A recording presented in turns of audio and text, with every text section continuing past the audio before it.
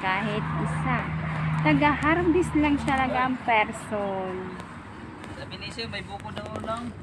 Andito nga po ako sa farm ng aking kapatid, mga ka-person. Para lang ako nagdayo dito sa pinakamalayong lugar para ako ay may makuhang sili. Ito nga mga ka-person, titikman ko nga itong sili na to at maraming nagrereklamo daw. Maraming nagsasabi na hindi daw maanghang yung sili. Ay siguro sweet yun, kasing sweet ko. Kaya yun, ayaw mga. Tikman nga natin to. Malalaya lang yung daong malalaki.